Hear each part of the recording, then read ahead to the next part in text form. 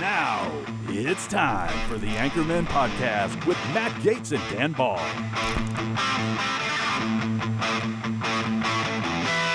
Hey everybody, I'm Dan Ball, host of Real America on OAN, the One America News Network. As always, right beside me here is the guy that comes on a couple hours before me. He gives you the real story with Riley Lewis on OAN. Riley, nice to see you again. Let's just kick right off before we get to our guest tonight and do a little catch up. Is what I like to do. Kind of rehash the week. It's a Friday. Kind of see how everything went for you, your show, your personal life. I'll chime in, and then we'll get to the guest. And then let's look ahead to the weekend as well. So first and foremost, how was your week? How was the show? What's new? Show is great. Week's been great. Just very busy. Lots of house stuff, redecorating, renovations. I am learning now that it's very difficult to upkeep a home. I really respect the fact that you put so much effort into it, and I'm just learning a lot about that myself. You know, it's all I've been living now with my new wife of only, we've been together a long, long time, but married in October. Yeah. Home purchase, closed escrow, January. Here it is, April. And, and now talking about working on babies. Yeah. That's a lot to do within how many months? Well, and to be fair, too, 6 months. I'm just looking after a little home. You've got a giant piece of property. It's not giant. No, you got to watch when you say that to folks at home because it's only 2.7 acres. In California, that's a heck of a lot of land. Good point. For our listeners, viewers, whatever, in normal states where you can actually buy some land, Montana, Wyoming, Ohio, where I grew up, 2 acres, people laugh and go, that's not a farm or a ranch. That's like a parking lot. That's my backyard. We should ask our next guest to see what he thinks. Well, I think his ranch is quite a bit bigger. And our guest tonight, I've been looking forward to this. It's a guy that comes on my show for the last several years. I would assume he's probably on yours as well, right? Hopefully, soon to be. Oh, he hasn't been on your talk show yet? No. Well, we'll make that happen tonight. Okay. There's a handful of congressmen that I like, trust, would talk to, would invite for a glass of whiskey. Or dinner, and our guest tonight is one of them, and that's Tennessee Congressman Tim Burchett. He'll be here shortly. But let's keep catching up before. So how are you, though? How's everything going? It's good. I don't do anything but house stuff. That's all I do, bro. House stuff. That's all we spend money on. That's all we, I'm sitting here going, okay, it's April 25th. So I'm going, when's summer vacation? Because I just want a break. And not from TV and my job here at OAN or this podcast, which is, by the way, a lot of fun, almost more fun than the talk show we do 5 days a week. I just want to break from doing house stuff. Yeah. Whether I'm throwing 240 bags of mulch, which wasn't enough. Now I got to buy a couple more cratefuls of mulch, or painting, or trying to rid my property of these damn gophers and squirrels. That literally my neighbor and I joke and call them ISIS squirrels and ISIS gophers because the amount of holes, and you were at the house the other day, Yeah. the amount of holes and how deep and the intricate, they're all connected. They're like little ISIS frickers. When I first heard about it, I thought maybe there's some hyperbole, but you see the hillside where you have those orange trees and stuff, they're literally all over. I told you. The whole place. This is a problem Californians have, and I didn't know this talking to other, I shouldn't say other ranchers. I'm not a rancher. It's not big enough. I get it. But folks with real ranches, like the place I bought my dogs, the Chocolate Labs, right? Way up north of Sacramento, a little town called Maxwell. They have 80 acres. Okay. They got cows, they got orchards. That's a ranch. 80 acres is pretty good size. I think Tim, he'll tell us, I don't know if Tim's got 20, 30, 40, but he's got some land. Okay. That's actually, you got to get on the quad, the side by side, and you got to run the fence lines and the posts and check all your, make sure your critters are staying in the ranch parameters. I got 2.5 acres, right? That's not, again, there's going to be people joking going, dude, that's my backyard. Over here in Indiana, shut up, Dan Ball. I get it. Well, it's all about Riley's a Californian. He doesn't get it. I am. It's perspective. When you come from suburban North County, San Diego, 2.7 acres seems like a massive amount of. Let's set it up for all you folks listening from states where you actually have some distance between you and your neighbors.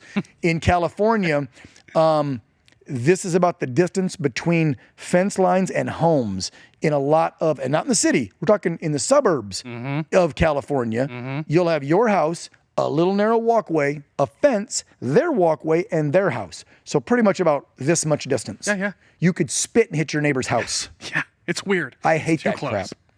Yeah, it's way too close. So you're renovating, you're doing stuff. You said it's a small. Did you get a townhome, a condo? Townhome. Okay, it's a townhome. Yeah. Do you have an HOA? Yes. Oh, dude. It's painful to work with them.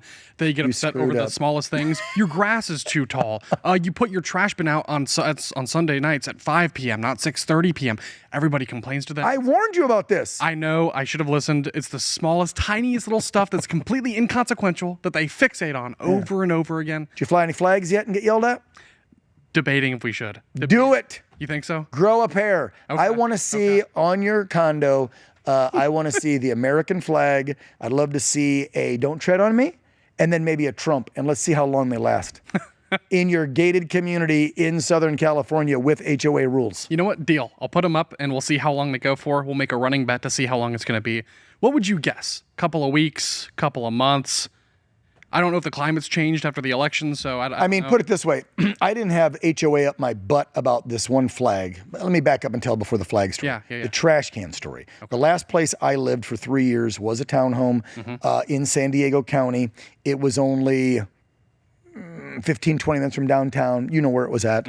I would leave my trash cans out a day past when they collected sometimes because I forgot or whatever. Or you're busy, I would or put them you're out the night traveling. before, several hours early, and I would get complaints just like you for a freaking trash can. Any of you folks with HOAs, you know what I'm talking about? Folks who never lived behind one or have never even heard of them because they've been out in the sticks their whole life. God bless you. You rock. You don't have to deal with idiots. As far as the flags, I put a small garden flag that goes on a post that said Trump 2024. It was about this big, this wide, and in red it just said Trump 2024 vertical, okay? Nobody complained directly to the HOA where I got a warning letter, but my neighbors next door and elsewhere on the street immediately within the next day had those those ridiculous yard signs, you know which ones. Yep. In this house, we practice, and then it's like all these 7, 8 woke BS, DEI, Water is wet. crap Love phrases. is love. Yeah. Yeah, all this stuff. So they reacted immediately to my Trump flag by throwing that up, but I don't know that anybody called HOA, and then, nobody came around. Anyway, so. Okay. That's actually funnier. I'm glad. You're gonna find out, pal. Yeah. You're gonna find out. They're gonna call on you. You're gonna get in trouble for crap. HOAs suck. Anyway, so doing the new place. You're busy, kind of like me with that.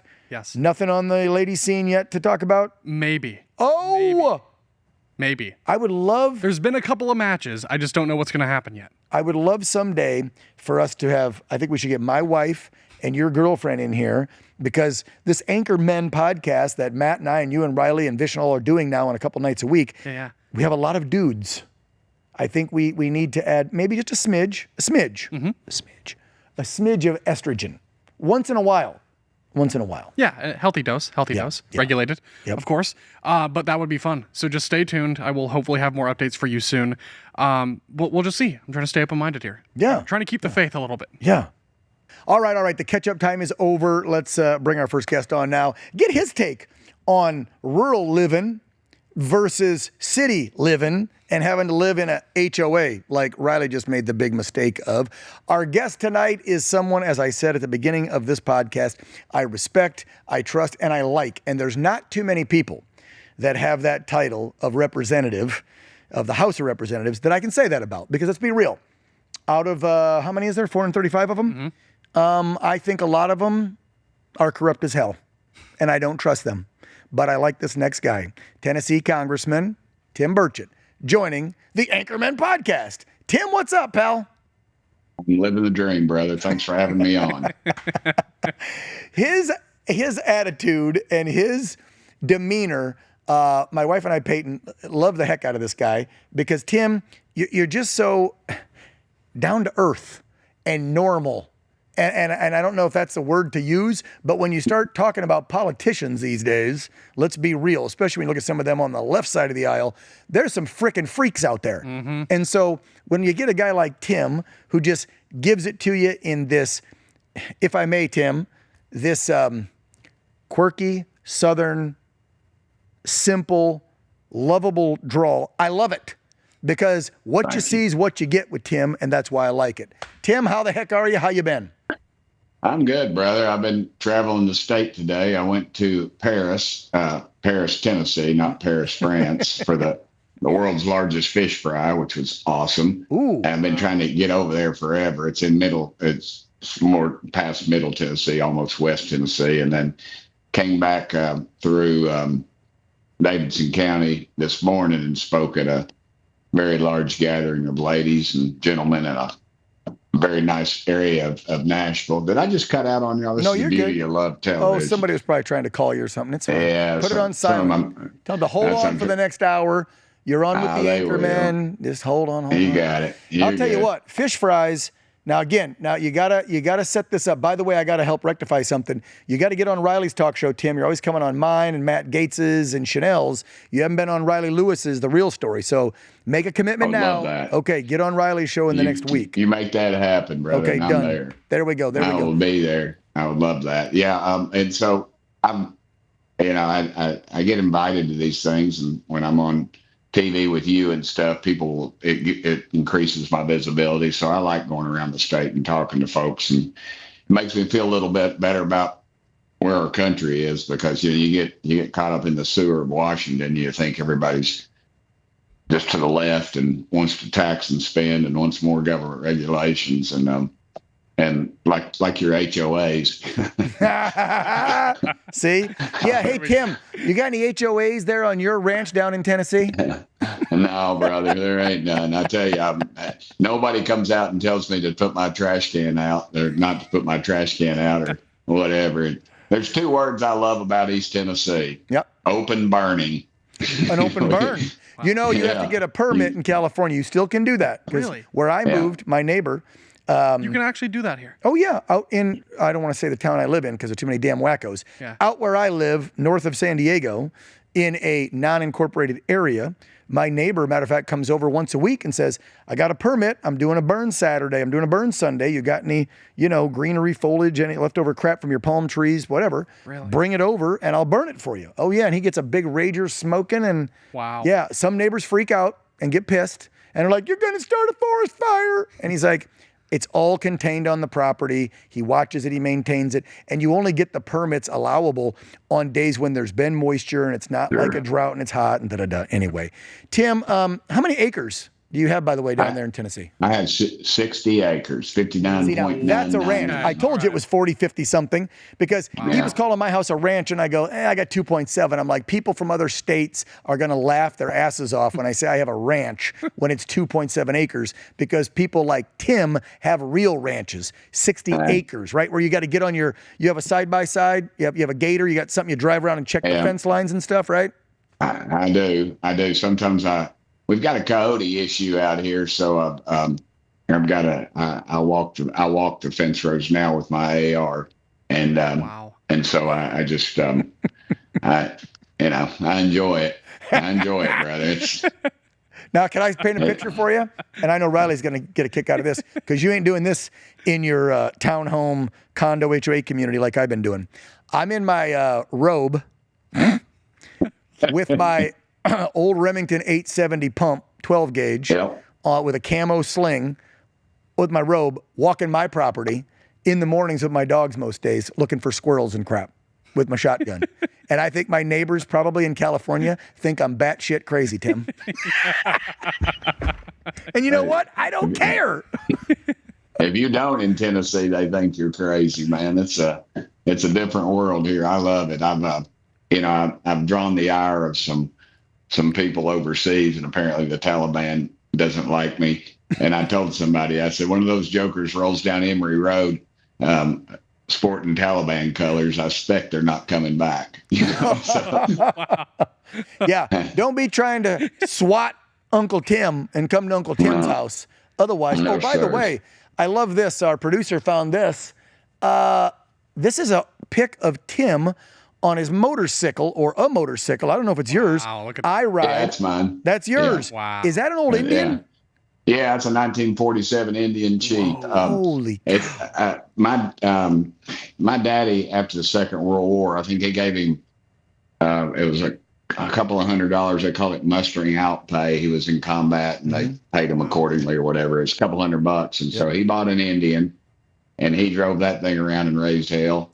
And then he sold it and bought my mama her wedding ring. And I found an Indian right after Daddy died, identical to the one he had. No way. And I gave that wedding ring that my dad had sold his Indian to buy. I gave that to my wife, Kelly.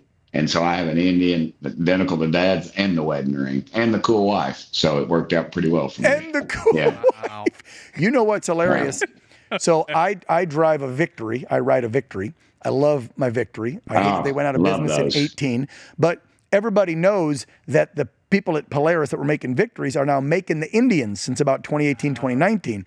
And I just wanted to show, I don't know if Tim will see it, but Tim, I'm literally looking right now, if they can zoom in, I'm looking at a 2021 Indian vintage that's made to look like the old chieftains that you have. Yeah. Wow. They rebuild them to look like the old ones. Oh, so yeah. I'm literally That's looking a beautiful bike. at a new one. Yeah. And it's got the old red leather bags and look at that, the leather bags. It doesn't have a kickstart or it doesn't leak oil or gas, and it doesn't. Mine has a tank shifter. I remember I was at bike night one night and I left the keys in it, and this police officer came over. I was at a Harley Panhead then in 1954, and this officer was buddy man. He said, "You not worried about anybody stealing that thing, Tim?" I said, "Brother," I said, "first thing you got to do is move the spark advance up a notch." And then I said, and then you have to kick it over and basically almost flood it. You have to choke the carburetor. And then you have to get it at top dead center so you can kick it over to make it. So then you turn the ignition on. I said, by that time, I think they just give up. They'd call a tow truck and say, pull this thing out of here. You got to have a mechanical engineering degree to turn on Tim Burchett's motorcycle, okay? So you ain't stealing it. I love that you ride. I love that you're out there on the ranch. I love that you're supporting 2A. I'm sure you like some Tennessee bourbon, which I think we're drinking tonight. Yep, from our friends over at 2A. I think that we finally met in person for the first time after you came on this network for the last 4 or 5 years in Knoxville, Tennessee, where you used to be the mayor when I was down there giving a speech, and you were giving a speech, and we met the fellers that make 2A bourbon together. 2A bourbon, that's correct. I was actually mayor of Knox County. It's it's hard to explain. There are 95 counties, and then every county has a mayor, and then every city has a mayor. It's just a fiefdom type situation, but too much government. Too much government, yeah. But it's not as bad as some places. It works, but we still have some of the lowest taxes in the country, so it's pretty cool. That's a good thing. That's a good thing. Yeah. Let me ask something, because they found another fun pic of you, and you got it on in this picture, but you also wear it all the time in DC. And you know what I'm going to ask, and I'm going to ask Riley. Riley, do you own a Carhartt or a Wolverine jacket? Do you know what they are? Carhartt, Wolverine. You know, the rugged-looking workman's jacket. Yeah. Well, if you didn't know, my good friend Tim here, he's a bit of an oddball. Meaning when he goes to D.C., he doesn't always play nice in the sandbox. He's not wearing some cashmere top coat over his suits. This old feller wears his Carhartt everywhere he goes. And I just always wanted to ask, and we don't have time on the talk show format. You know, it's 5-6 minutes, quick, it's political. It's all about whatever the topic of the day, deportations or DEI or whatever it may be. So do they give you crap on the Hill for wearing that Carhartt everywhere, Tim? Yeah, except when it's really cold or it's raining and their cashmere or whatever is getting ruined, and I'm repelling water like water off a duck's back. You know, it's funny. I started wearing those things. There's a restaurant here in Knoxville called Litton's, and there's a picture of this whole bunch of guys getting together, maybe 25 or 30 years ago, and I'm wearing one there.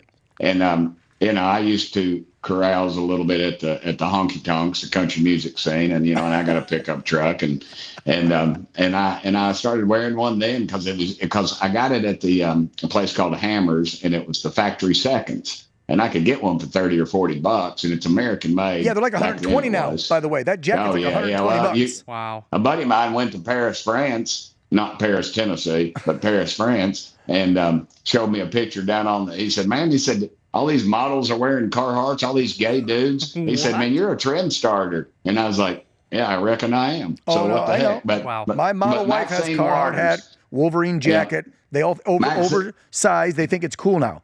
to wear the Yeah, workman's Maxine. jacket. I missed the trend. Oh yeah, Can't believe yeah. that. And honestly, I mean, all my stuff's always broken down.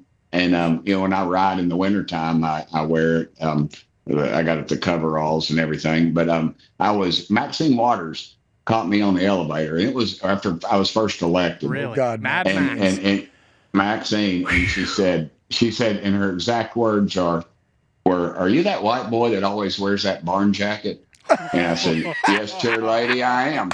And because it was above 60, so I don't wear it. I'm under contractual agreement as a semi-exotic model and dancer that I don't wear it above 60, but at 60 degrees. And I said, yes, ma'am, I am. And she said, well, why do you wear that? And I said, well, 3 reasons, chair lady. I said, because that jacket's just like me, dadgummit. And she said, well, what are they? And I said, well, it's American made. It holds up under pressure and it's cheap. And she busted out laughing and said, you and I are going to be great friends. And it's the funniest thing. She'll walk by me and give me a high five. And the Democrats, they don't talk to her. And the Republicans sure as heck don't talk to her. I said, what's that about? And I said, we're big buddies. And I told him one day she walked by me and Pelosi walked by me and they both gave me high fives. And it was right before Thanksgiving. And I laughed and I said, girls, I said, if that gets on C-SPAN, that's going to hurt you all back home. It's going to hurt me back home. Yep. And they all laugh. But, I wear that thing just because it wasn't supposed to be any kind of a trend or anything. I just like them. And I do not, those Yankees keep those buildings cold up there, Dan. And I just don't like it. I love the Yankees and the hillbillies. Listen, you know that I'm a Yankee on my mom's side and I'm a hillbilly on my dad's side. You know that, right, I know. Tim? Well, the best of both worlds, dude. Yeah, my mom's side's from Northwest Ohio and my dad's side from Cumberland Gap, Virginia. And these are tobacco chewing, moonshine drinking, moonshine running hillbillies. Okay, so I got both up in me, brother. Well, so they're probably coal miners. That's some tough country up there. Yeah, brother. Some up north. Tobacco farmers on my dad's side. There might have been some miners, but mainly farmers. And back in the day, shine runners. That's. But let me clarify, because I don't want Tim to get in trouble with his constituents. Just because they're high-fiving you doesn't mean that Tim Burchett is all friendly with Pelosi and Maxine and voting with them and in line with them. Trust me, this good old boy got nothing to do with them and their votes because they are batshit crazy. Yeah. I told Jim Jordan one time, they were talking to me. They always, every time they get a new chairman of the Freedom Caucus, they always try to get me to join. And, I'm not much of a joiner. I kind of enjoy my independence. And I told Jordan, I said, y'all get me for free. He said, what do you mean by that, Tim? I said, I vote more conservative than most of your members, and you don't have to feed me a chicken dinner, and you don't have to give me a decoder ring. Didn't I tell you it'd be fun? You did. Well, speaking of, I do have some questions for you, Tim. I want to start with this. I'd love to go all the way back because based on everything I hear, it's interesting that you're in the belly of the beast. You went toward the swamp where all these creatures are self-serving, backstabbing. I just want to know what inspired you. Like, what made you decide you wanted to get into this very messy, swampy wasteland? And bring that old pickup, by the way. Bring that old black and white pickup when he talks about this, by the way. We got that pic? All right. Well, you know which one I'm going to bring up? Wow. That was back when I had crooked teeth and a bad haircut. So, yeah. But I still got a full head of hair. If I can turn the camera around, I'm gonna try this. All right, since this is not all that great, I'm gonna show you. Can y'all see what's above that mantle? Ooh. Oh, look at those babies. Wow. Okay, those are Japanese rifles that my dad took off of dead Japanese soldiers that he would say he liberated from them. He liberated. Wow. And my mama, while Daddy was off fighting the Japanese, my mama lost her brother. Her brother Roy was too old to go, and he was 31, I guess, which now seems like it's a young man when I wouldn't get to be 31. But I'm 60 now, but he was 31, and he enlisted when the Japanese bombed Pearl Harbor. Wow. And they said, you're too old, go home. And he was an intellectual, not like these foo-foo intellectuals today. I mean, he was a real intellectual, Dan. He read and he taught school, and Daddy said he would have been the president of the university back then, not the communists that we have now in some of these institutions. I love the clarification. Yes, sir. I wanted to clarify that, but his name was Roy. And so D-Day was rolling around. They needed warm bodies. They called it. He got to go back, and he went through basic at about 32, became a sergeant, and he ended up dying in what they called the hedgerows. And, to the day he died, I mean, to the day my mama died, she died in her 80s, beautiful Christian woman. She would cry when they played the national anthem. And I knew exactly what she was thinking. She was thinking about that brother Roy who never came home. My mama was the youngest of seven, never didn't have electricity till she was a senior in high school. And she flew a dadgum airplane and in the Second World War. I had the in this job you get to meet some pretty cool people and I know Kid Rock, his real name's Bobby, and my campaign guy Thomas and I went over there. We were on the phone and going to Nashville and said, come on by the house, let's have lunch. So I did, and I told him, I said, I know you, your motto is you're the American badass. I said, but I was raised by the American badasses, And my daddy enlisted in the Marine Corps, and nice. unlike myself, my daddy was he was a pretty smart guy. He had a high IQ. And so they sent Daddy to go to Georgia Tech to become an officer. Wow. And he was going to he was afraid he was going to miss the war. So he just didn't take his midterm exams and failed himself out so he could go fight. He went to basic training for 8 weeks, was issued a Thompson submachine gun, was on the invasion of a little island called Peleliu. It's supposed to be a mop up. It turned out to be one of the bloodiest islands of the whole Pacific, of the whole war, actually. I remember reading about that. And then he went to his colonel was a guy named Chesty Puller that made a postage stamp out of him. Yes, of course. I know who that is from Marines. Yes, sir. He received the Navy Cross. Chesty did. But then Daddy went to Okinawa, was on the invasion there, and fought the Japanese all the way across that island.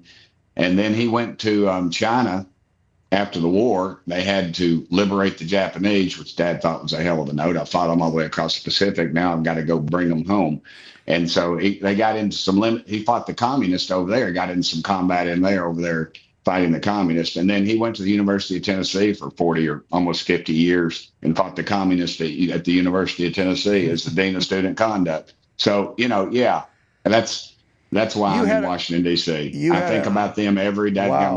I mean, that's a story of patriotism, grit, piss and vinegar, as they used to say.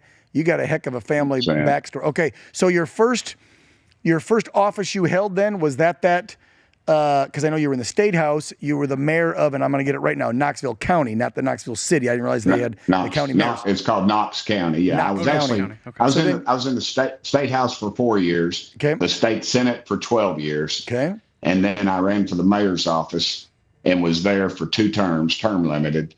And then I ran for Congress and we won that. And then this is almost my 8th year in Congress. So it sounds like to me, telling those stories about Dad and Uncle and Mom and everybody, the family's been fighting the damn commies for decades. And then Tim said, I'm going to get into political office and I'm going to fight the damn commies. And that's what he's been doing for decades. I think between your family's history and that legacy and then having some land and just working government, we want leaders who are actually invested in the well-being of America, heritage Americans who understand how precious and special this country is. If America falls, there is nowhere. Oh, I mean, wait, hold on. You don't want more members of Congress from Somalia coming over here and then telling people that America sucks and it's horrible and that they can even vote if they're not legal citizens and that our president is a Nazi and anyway. Yeah. I saw where Al Gore said something about comparing Donald J. Trump to Hitler and the Holocaust. I have one rule in my office, Stan: never ever compare anything to the Holocaust or Hitler, unless it's the Holocaust or Hitler. Yeah, you cheapen the 6 million Jews. I built a Holocaust memorial over here in West Hills Park. This is a funny story. I know you don't want to hear about all this, but my mom and daddy and I were building it. We raised the money from Christians and Jews, and that was kind of my deal. I was in the state senate at the time, and it's still there. But we were laying the sod, and there was my mama and daddy, and they were early 80s, I believe, at that point, or late 70s. And it was a hot day, and my sweet little mama, all 5 foot nothing of her, and she was there, and this woman came up, and I think she was Ukrainian or something, and she said this. She was about 6 foot. She was a big woman, and she said, "What are y'all doing?" And Mama said, "Well, it's a memorial to those folks that died in the Holocaust." And she said, "We've got enough memorials in this town." And then my sweet little mama stood up in her little short pants and dusted off her knee and looked up at that big old woman and said, not in this park, we don't. And I thought, wow, Mama's going to beat this woman's ass. And and she didn't, because she was out there because her brother Roy had died fighting those bastards. Yeah. And so she, it's just, I lived just a real life, Dan. I should succeed. I should have done something better with my life. My brother and sister were both good looking and great athletes and very smart. And I was obviously none of those because of my chosen profession. You're selling yourself short.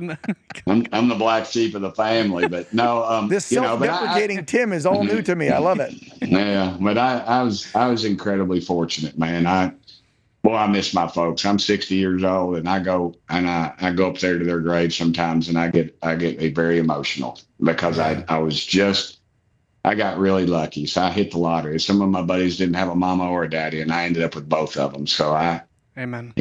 That's awesome. I really should have gotten it. It took me 6 years to get out of college. I didn't drink or smoke pot. It still took me 6 years.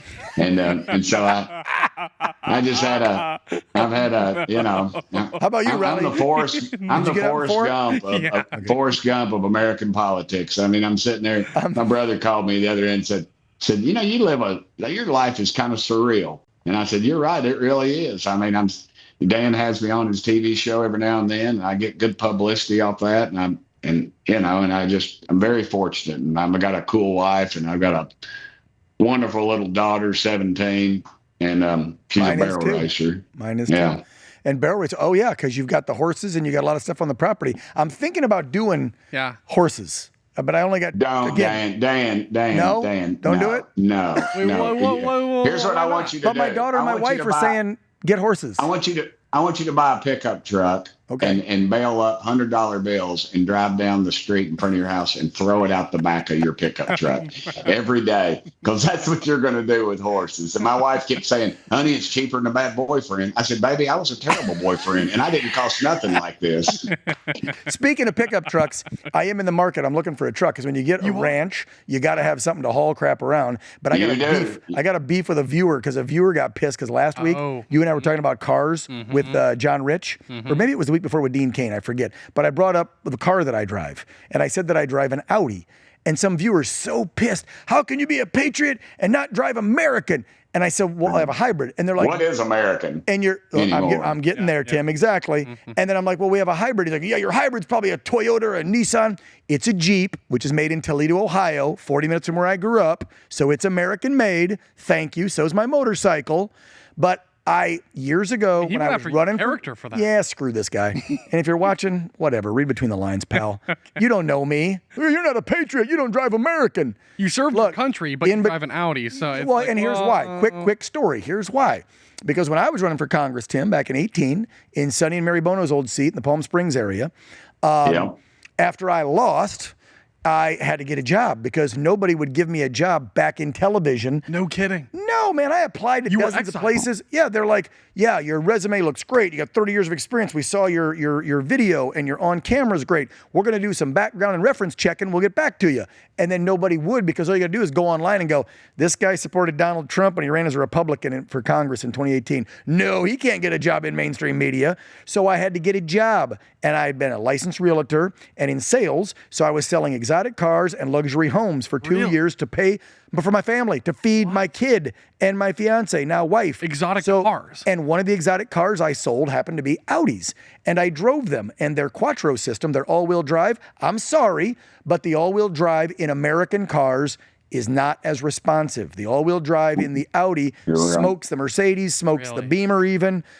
It's great. And so I've had like 5 or 6 of them back to back. I like the way they handle, and I drive fast and hard. So I like a car that handles. Is there a lot of money to be made in exotic car sales? Is that a big market in the U.S.? Same with homes if you're good and you're selling in the right area. I mean, if you're selling in Northwest Ohio, where I grew up, there's not too much call for luxury homes or luxury cars. But if you're selling in Southern California, where I did, yes, you can make a good living. Anyway, let's get back to Tim and the ranch and guns and critters. So I shouldn't get horses. I should buy more ARs. I only have one. How many do you have, Tim? He won't say. I love it. It's more than one. I ran through a tunnel. You cut out on me, Dan. I'm sorry. He's like, Big Brother's listening, and even though he's part of the government, he's like, I'm not going to say because I don't want. But you know what? Our buddy Cash Patel's in charge of ATF. Nobody's coming to your house, brother. In the next 4 years, nobody's coming. Yeah, you would have loved my daddy when he had his stroke and he left this world. But he had a massive stroke. He had 3 guns on him. I got over to the house. Mama called me and said, "Daddy's falling asleep, honey, and I can't wake him up." I said, "I'll be there." And I was there in like 4 minutes. I broke every law in the universe. I got there, and the ambulance had not. I beat the ambulance there, and so they were loading him up. And I said, "Hang on a second, he's got a gun on him." I knew he had his 38 in his pocket, so I pulled it out, and then he had a little Derringer, and then he had something else. And I turned to the guy, and he said some kind of smart ass thing. He said, "Does he got any more on him?" And I said, "Well, he might." I said, "He told me one time on Okinawa, he said, I almost ran out of ammunition one time. Yeah. And that was it. I'll never do that again. That was my dad, man. He was always about it, and we, it was great I remember when my neighbor one time, she was, her house, she thought her house got broken into, and that was in the 70s. And I was downstairs and I heard, and she comes over and said, "Somebody's in my house." Mm-hmm. Dad runs out of there with a Browning high power. That's a very nice pistol. And he goes, and I heard my mom talking to the 911 operator said, "My husband's over there. Don't shoot him. He's wearing a red shirt," or something. I can't remember, but that was that was just my dad. He would run towards That's the danger. Thing, though, the people that are completely anti-gun, they don't understand. It's fascinating to see them radically shift once they get robbed or their home gets broken into or they get assaulted. Like everything changes then. Like during COVID out here in California. Okay, I'm not going to say who in my friend community, but someone close to me called up when all the riots were happening and people were breaking into homes and everything else during COVID, because in California, everybody was so damn scared. Don't get 6 feet, mask, blah. Called me and begged me to borrow a shotgun so they could defend their house. Wow. And I'm like, wait a minute, I thought you don't like guns. Well, they're saying that they're going to come out this week this was to the Palm Springs, Palm Desert area from LA, because LA had been having their crazy riots and break-ins. They shut down Rodeo Drive. Yes, remember that? Right, afternoon. Right, because they were going to trash all the businesses. Yes. So they were going to come out to Palm Springs, and they were going to be attacking car dealerships and fancy businesses and whatever. And so I had to loan guns to people who didn't have guns. And speaking of guns and folks that love them, my brother Don, who I lost in 2008, and he was also a veteran Air Force firefighter, God bless him, when he passed, on his ranch in Texas, Tim, his widow told me there was somewhere nears, as you would say in the South, 200 guns in his house. Over 200. She's like, "Dan, I'm behind the China hutch, and there's a shotgun and a rifle. I'm underneath the guest bedroom, and there's 12 shotguns. I'm in the water heater closet, and there's 3 guns." Like, my brother would go around to every podunk, garage sale, gun swap meet, you name it, in rural Texas. He was stationed on Fort Hood at the time as a civilian firefighter after he got out of active duty. And he would it didn't matter what it was. He'd pick it up. He'd be like, "Yeah, there's no Remington. There's no Browning. It's $50, $150, $200. Buy it." Wow. He bought it. Now, he had some sweet, they don't make it anymore, Colt H-Bar AR-15, which he still has. I wish I could get. He had the one gun he willed to me, the Smith & Wesson 44 Magnum Model 629. That's the Dirty Harry gun. That is my pride and joy of my collection. Wow. But he had over 200 frickin' guns. And let's be real. And I'm going to do 1 or 2 political things while we have Tim before we lose him. Yeah. Because, all right. Yeah, we try. That's what the talk shows are for. The podcast is for fun and getting to know people. But I will say this.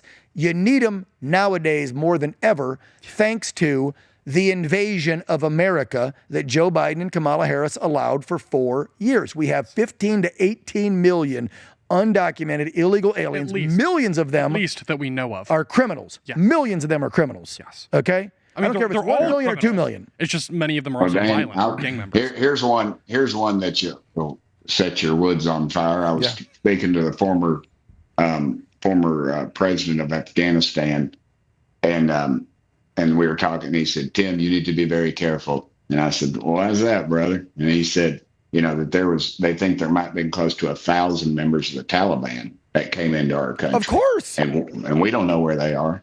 No. And I spent, I guess, probably $60,000 just on security around here. Got motion signals, cameras, Yeah. battery backup for See, you have hours to. upon hours or something, and it's just everything, and I'm wired in with the sheriff's department. They can be out here in just a minute. I mean, conservative and Republicans, Tim, have to worry about so much these days, and especially if you're a political figurehead or on-air talent or whatever, they're swatting conservatives. We've got terrorists. We've got cartel members. We got gangbangers.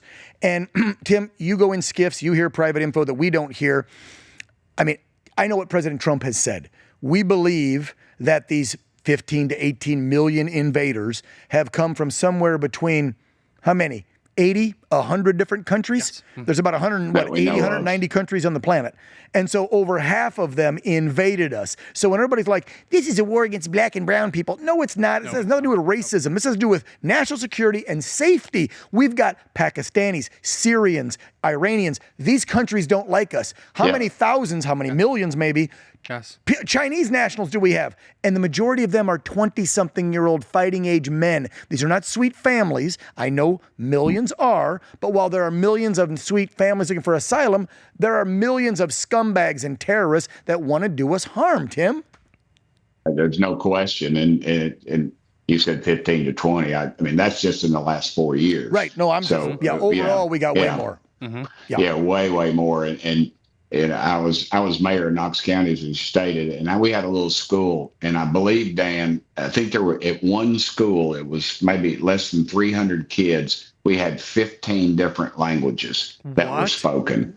15 different languages. Okay, I'm sorry. I'll say this. And this is Knoxville, Tennessee. Yeah, I don't give a crap anymore, Tim. I'm saying this, and this is not racist, okay? And this happened to me with the damn Uber Eats or whatever I got today, Postmates guy bringing my food. I'm sick and tired of this. Speak English. You're in America.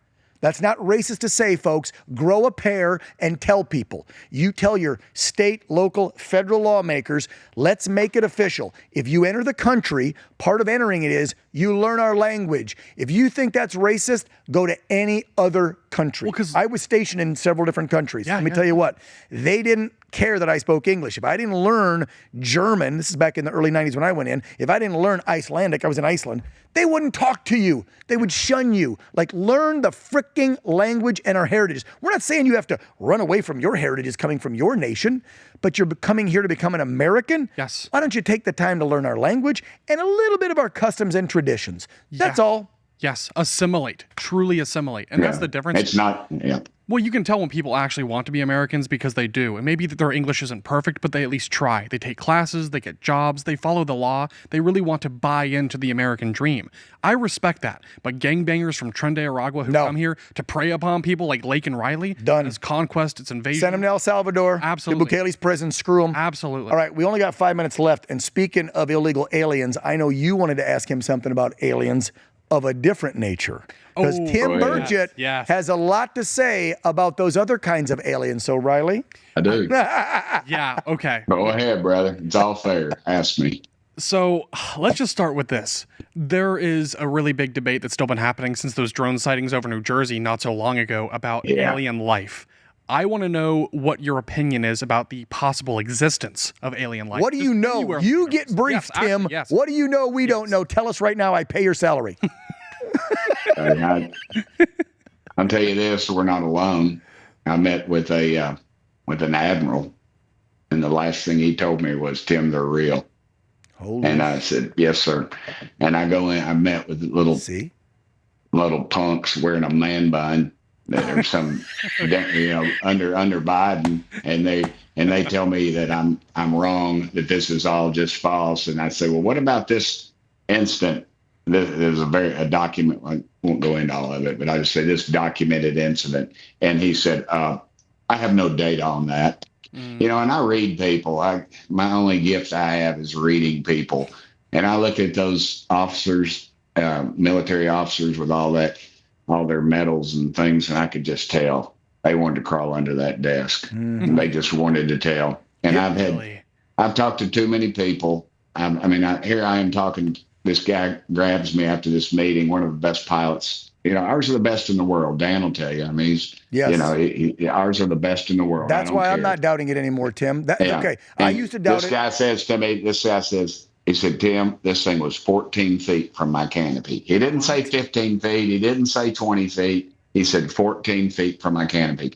I'm in a meeting with a group of conservative congressmen, and one of them says, and we're there with a NASA engineer, and he's talking about all this stuff and all the mess ups at NASA and stuff, former NASA engineer. And he said, and one of them says, well, what about those little green men? Burchett keeps talking about those flying saucers. He turns to him and says, sir, he said, I don't know if they're traveling a wormhole or if they're traveling through time, but they are real. And we do not know what they are. I just got, look at the hair. Wow. Okay, so we got video of some of these instances. Wow. And that's the thing I always say, Tim. Look, being a Christian, I've always been taught and thought, no, there's no way in hell or heaven there are aliens. However, then my common sense kicks in, and I know a lot of these aviators like you do, Tim, and I'm going to trust. When I hear a 15, 20, 25-year veteran Air Force or Navy or Marine Corps pilot who's not a politician, who's not trying to sell a book, and they'll put their hand on the Bible and they'll say, I swear, and here's some video, I saw something that I cannot explain. We don't have this type of propulsion system on the freaking face of the earth, and I saw it with my own two eyes while flying my F-18, my F-35. I'm going to believe those guys, no offense, Tim, over a politician. Yeah. And there's dozens of pilots saying it's real. Yes. Risking their careers to say it, by the way. Genesis 1, God created the heavens and the earth. Ezekiel chapter 1, Ezekiel saw the wheel. You go out every night and look at those stars. And I mean, I do every night because my dogs always have to go take a leak. They never want to do it at like 8 o'clock. They got to wait till 3 in the morning. They're scratching on the door. My wife could sleep through an atomic bomb blast, so I'm up. My ass is out walking. I got the whining at 5:30 this morning. And I look up at that stars, and the light, literally the light from those stars, left there before the time of Christ. I mean, that is the vastness of God's great universe. I do not know what's going on. I mean, I think I do know a little bit, maybe more than others. Right. But it is there's something. And there's something. Yeah. All right. Well, I want to also know is because there's been some debate about whether or not we've recovered any aircrafts. Okay. Yeah. Okay. I'll give you a quick on that one. Please. It's like this, and Dan and our motorcycle peoples. Take Dan's motorcycle back in time to the people that came over here on the Mayflower. What would they be able to do to it?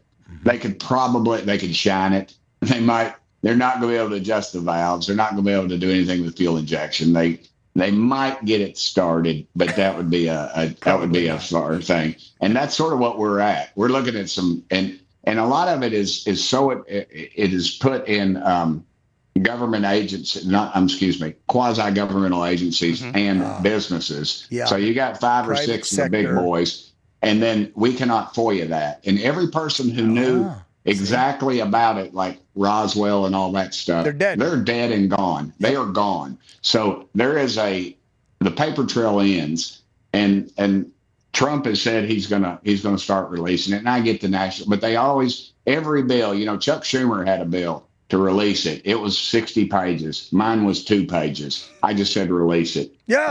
But his had this thing put up. Oh, he's going to put one up like the Kennedy investigation. Well, what the hell's bells? That thing's 60 years ago. We still don't know who pulled the trigger on that deal. Well, we know it wasn't Lee Harvey all by himself or at all. Yeah. Anyway. It's a cover up, and it is a complete cover up. And I don't know when we'll ever, until somebody walks out one of those labs before they can commit suicide and, be suicide. Can get that information out and put it on YouTube. And, I've been warned off of it. It's I heard you've been told, Burchett, back off, Burchett, back off. Now, Riley, you got your aunt. Riley was so excited to get you on just to ask you UFO questions, or now we call them UAPs or whatever. UFOs. Yeah. It's UFOs. Right. Well, I think they call them UAPs to confuse us, but keep digging, Riley. Well, just because that's the more they tell me not to look, the more curious I am. I just want to know why they're working so hard to hide what's going on. There's a lot of reasons. But say all the billions and trillions of dollars invested that the war pimps at the Pentagon have invested in war and in oil and all that. If we were to say an energy source that the amount of energy for these craft to do what they did, they had one of the physicists was explaining to us the amount of energy it surpasses what this country uses. I mean, this thing could go from zero to rocket fuel, whatever it was. Exactly. When Elon launches a rocket, how many hundreds of thousands of gallons of fuel do we need? And you see how slow it goes just to get up out of our atmosphere. These things are sitting there. Our pilots are, flying around in F-18, F-14, whatever it was back in the day, flying around, and this thing's hovering and then just goes, zoop! And you're like, no, there's nothing that can do that on the planet. Yep. And they were hovering for not for a few seconds. Some of these were hovering for hours. Yeah. Hours. And We have when nothing that something can is sustain big, that. Yeah, we don't and build I that. want to give you one other. Look, the USOs, the unidentified submersible objects. That's where the real mystery is. I've been told of pretty good sources. I'll In the just leave ocean. it at that. Yeah, And by the way, big as a football field that can do 200 miles an hour, and that we've tracked on sonar. And these there's five deep water areas in the world. And I just leave it at that. Yeah, I was going to say, Wow. what on this planet, and now we're way over time, so they're giving us the hard rap, Tim, but what on this planet is the only surface type that we can't really investigate? We've mapped out the mountains, we've mapped out the continents, but what do they tell us? We only know about 10 to 20% of the ocean. Maybe. We know more about the surface of the moon than we do the surface of the ocean floor. What is down there? And we're going to leave it with a big hanging UFO question with Tennessee Congressman Tim Burchett joining us on the Anchorman podcast. Tim, say bye to you. We got to wrap a few things up and do some housekeeping, but thank you, brother. You gave us more than we expected. Thank you for hanging out for almost an hour. Hey to Peyton. Love you guys. See y'all. Let her know. Bye. I'll let her know. Go on Riley's show. All right, see you later. Okay. Get me on there, Riley. Call my office. I'm on. Yes, sir. There you go. That's how it goes. Thank you, brother. See you. Bye. All right, big thanks to Congressman Burchett for coming on. As always, a big thanks to our sponsors, Grunt Style, for providing us some cool gear to wear. Big reminder, check out the OAN shows. The primetime lineup rocks now. We are fully staffed with amazing shows. Riley kicks everything off at 6 p.m. Eastern with The Real Story with Riley Lewis.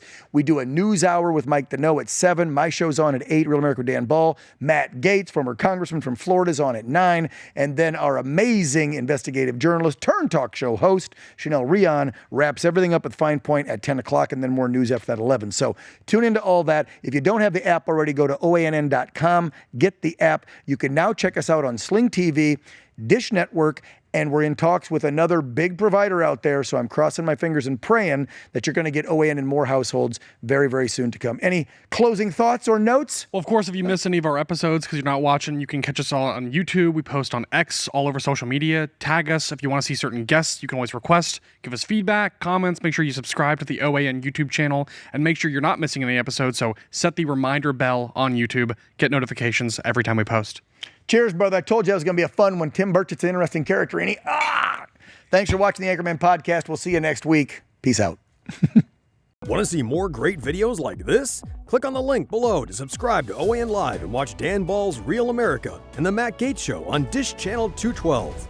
Tune in, subscribe, and watch today.